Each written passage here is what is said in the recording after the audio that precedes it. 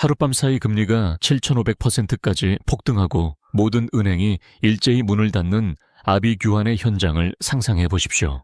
어제까지 함께 웃으며 투자하던 글로벌 기업들이 약속이라도 한 듯 썰물처럼 빠져나가며 국가 시스템이 완전히 멈췄을 때 유독 한 기업만이 공장 부지에 굳건히 말뚝을 박았습니다. 이건 단순한 비즈니스적 판단을 넘어 70년 전 낯선 땅의 자유를 위해 목숨을 걸고 싸웠던 형제의 나라에 대한 가장 뜨거운 보답이자 신뢰를 위해 모든 것을 건 승부수였습니다. 과연 이 무모해 보였던 선택은 어떻게 30년 뒤 터키 전체 수출액의 6%를 홀로 책임지는 신화로 변모했을까요? 오늘 우리는 차가운 자본의 논리를 이겨낸 뜨거운 의리의 기록, 현대차 터키 진출에 숨겨진 모든 내막과 팩트를 낱낱이 파헤쳐 보겠습니다. 대한민국 산업 역사상 가장 드라마틱한 사례로 꼽히는 현대차 터키 진출에 긴박했던 순간들을 심층 분석합니다. 단순히 성실함 하나로 이뤄낸 성공이 아니라 살인적인 물가 상승과 대지진이라는 최악의 환경 속에서 일본과 유럽의 경쟁사들이 현대차의 속도전을 보며 왜 경악할 수밖에 없었는지 그 비결을 준비했습니다. 이 영상 하나면 터키가 가진 지정학적 가치부터 위기 속에서 기회를 포착하는 역발상 투자의 정석까지 완벽하게 이해하시게 될 겁니다. 특히 비즈니스를 하시는 분들이라면 신뢰라는 무형의 자산이 어떻게 실질적인 시장 독점권으로 변모하는지 그 과정을 보며 전율을 느끼실 겁니다. 자, 그럼 1990년대 혼돈의 터키로 함께 들어가 보시죠. 당시 터키 경제는 경제학에서 말하는 하이퍼 인플레이션 상태였습니다. 1990년대 터키의 연평균 물가 상승률은 70%에서 80%를 오르내렸습니다. 오늘 1,000원 하던 삼각김밥이 내년이면 1,800원이 되는 셈이니 사람들은 월급을 받자마자 시장으로 달려가 생필품을 사재기했습니다. 현금을 들고 있는 것 자체가 매시간 재산이 녹아내리는 손해였으니까요. 당시 이스탄불 시장에서는 아침 가격표가 오후에 바뀌는 게 일상이었습니다. 결정타는 2001년에 터졌습니다. 대통령과 총리의 정치적 갈등이 공개되자마자 투자자들은 패닉에 빠졌고 단 하룻밤 만에 약 70억 달러의 외화가 터키에서 증발했습니다. 그 결과 터키의 단기 금리는 연 7,500%라는 경이로운 수치를 기록했습니다. 시중 은행들은 연쇄 파산했고 서방 언론들은 터키를 회생불능의 상태로 묘사했습니다. 포드나 토요타 같은 글로벌 기업들은 공장 가동률을 낮추거나 신규 투자를 백지화하며 터키를 떠나겠다고 선언했습니다. 모두가 등을 돌리며 도망치는 이 절망의 늪 속으로 한국의 현대자동차가 나타납니다. 당시 한국 역시 외환 위기의 여파로 고통받던 시기였음에도 현대차는 터키를 유럽 정복의 전진기지로 삼는 정교한 전략을 세웠습니다. 1995년 터키가 유럽연합과 체결한 관세동맹이 핵심이었습니다. 터키에서 자동차를 만들어 유럽으로 수출하면 관세를 내지 않아도 됐고 인건비는 서유럽의 3분의 1 수준이었습니다. 즉 터키는 유럽 시장을 뚫을 수 있는 가장 날카로운 창이었습니다. 터키의 키바르 그룹 역시 모든 행정적 지원을 약속하며 현대차에 러브콜을 보냈습니다. 현대차 내부의 반대도 많았지만 정주영 명예회장의 도전 정신과 정몽구 회장의 글로벌 의지가 맞물리며 1994년 역사적인 결단이 내려집니다. 현대차의 전략은 치밀했습니다. 먼저 터키 정부로부터 법인세 80% 감면과 관세 면제라는 파격적인 약속을 받아내 투자 리스크를 줄였습니다. 그리고 단순히 조립만 하는 게 아니라 한국의 핵심 협력업체들을 통째로 데리고 나가 현지의 부품 생태계를 직접 심어버렸습니다. 유럽 전문가들은 공장 건설에 최소 4년은 걸릴 것이라 비웃었지만 한국 기술진은 40도가 넘는 폭염 속에서 밤낮 없이 작업해 단 21개월 만에 최첨단 자동화 공장을 완공했습니다. 1997년 약속한 기한을 단 하루도 어기지 않고 첫 양산차가 나왔을 때 공장의 불량률은 유럽 기존 공장들보다 오히려 낮았습니다. 비웃던 유럽 경쟁사들은 허겁지겁 현대차의 생산 방식을 배우기 위해 팀을 꾸려 찾아올 정도였습니다. 공장은 성공적으로 가동되었고 터키산 현대차는 유럽 시장으로 뻗어나가기 시작했습니다. 하지만 진짜 시련은 1999년 8월 17일 새벽 3시 2분에 찾아왔습니다. 진도 7.4의 거대한 강진이 이즈미트를 덮쳤습니다. 단 45초 만에 수만 명의 생명이 위협받고 도시가 폐허로 변했을 때 외국 기업들은 안전과 사회적 불안을 이유로 즉각 투자금 회수와 철수를 발표했습니다. 자본의 냉혹함을 증명하듯 그들은 빠르게 터키를 등졌습니다. 그러나 현대차의 지침은 철수가 아니라 전폭적인 지원이었습니다. 현대차는 당장의 이익을 포기하고 공장 가동을 멈춘 뒤 공장의 중장비를 마을 복구 현장으로 투입했습니다. 한국에서 공수해온 텐트와 식량, 의약품을 시민들에게 나누어 주었고 공장 부지를 이재민 대피소로 개방했습니다. 직원들은 작업복 대신 구호조끼를 입고 잔해를 치웠습니다. 동료의 집이 무너졌는데 공장 기계만 돌리는 것이 무슨 의미가 있느냐는 진심은 터키인들의 마음을 깊게 파고들었습니다.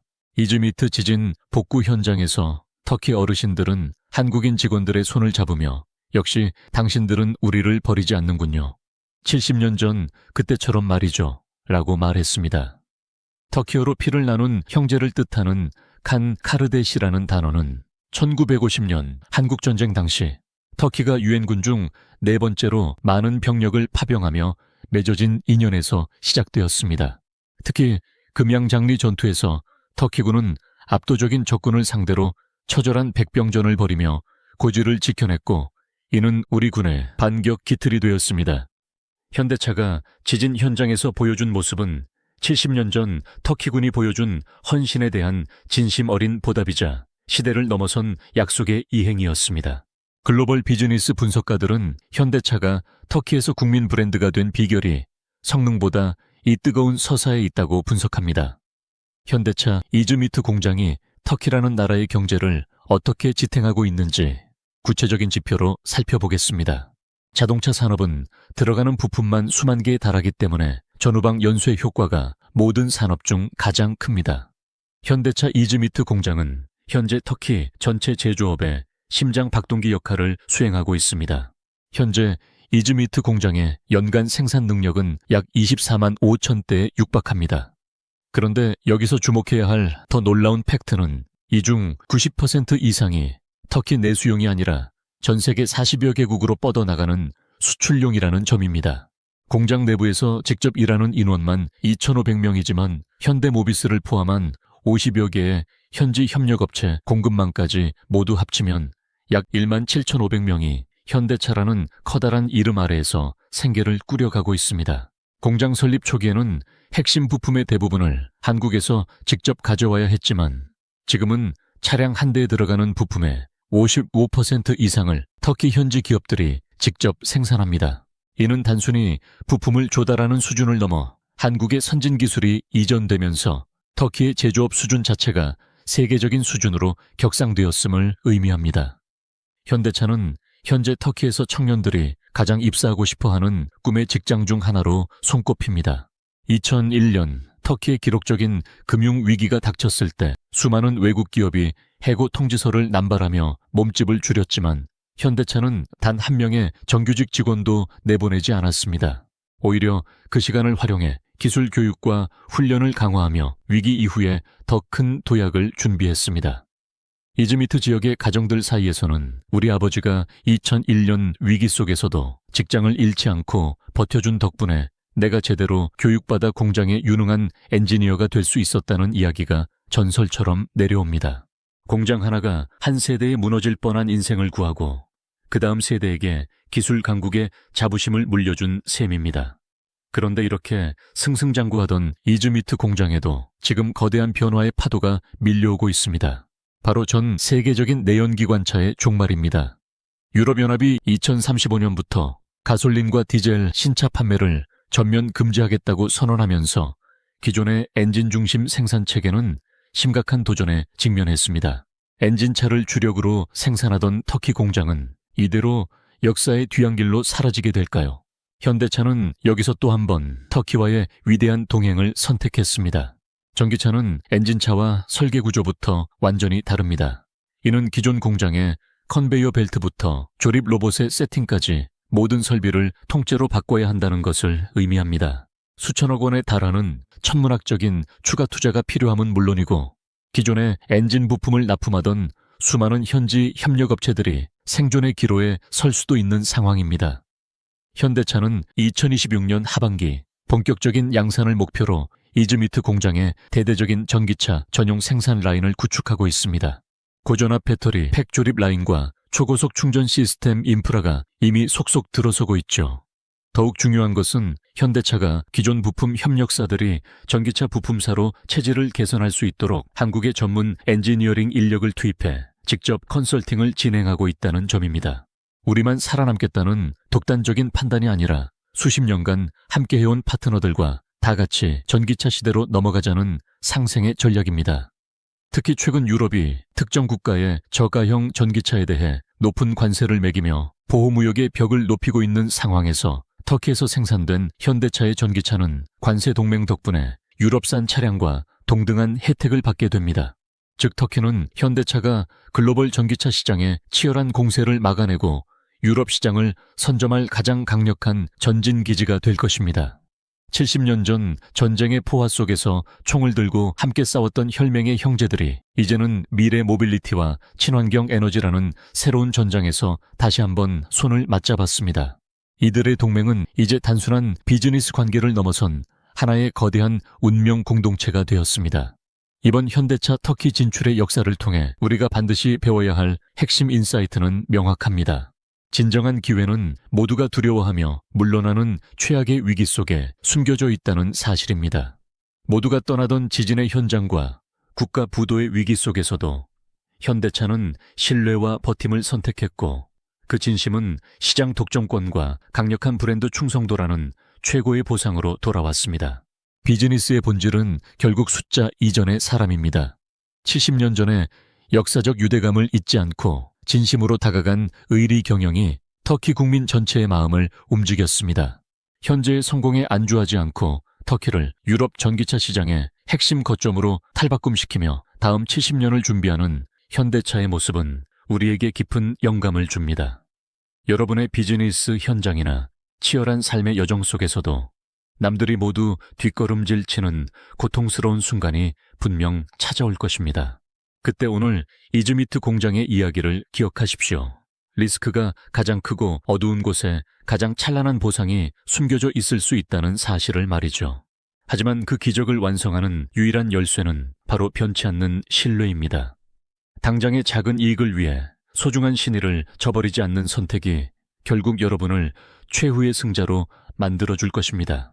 이 단순하지만 강력한 진리가 지금도 쉬지 않고 돌아가는 이즈미트 공장의 생산 라인에는 살아숨 쉬고 있습니다. 흙먼지만 날리던 빈 벌판 위에 세워진 공장 정문에는 지금 이 순간에도 태극기와 터키 국기가 나란히 걸려 펄럭이고 있습니다. 터키 사람들은 매일 아침 출근길에 그 두 국기를 보며 든든한 형제를 떠올립니다. 70년 전 한국을 지키기 위해 피를 흘렸던 터키인들, 그리고 30년 전 터키의 경제적 자립을 위해 진심 어린 땀을 흘린 대한민국 국민들. 총칼에서 공장으로, 공장에서 이제는 최첨단 전기차로 이어지는 이 위대한 서사는 앞으로도 멈추지 않고 계속될 것입니다. 오늘 우리가 깊이 있게 다룬 이 놀라운 의리의 비즈니스 서사가 여러분의 가슴과 머리에 기분 좋은 자극이 되었기를 진심으로 바랍니다. 위기를 기회로 바꾸는 우리 기업들의 생생한 투혼과 전략이 더 많은 분에게 전달될 수 있도록 구독과 좋아요로 따뜻한 응원을 부탁드립니다. 여러분의 소중한 관심 하나하나가 더 가치 있고 깊이 있는 콘텐츠를 지속적으로 만들어내는 가장 큰 동력이 됩니다. 댓글로 여러분이 생각하는 진정한 비즈니스의 가치는 무엇인지 함께 공유해 주시면 큰 공부가 될 것 같습니다. 긴 시간 시청해 주셔서 감사합니다. 다음 영상에서도 전 세계 시장을 뒤흔들고 있는 대한민국 기업들의 경이로운 성공 전략과 그 뒤에 숨겨진 인간적인 이야기들로 알차게 돌아오겠습니다.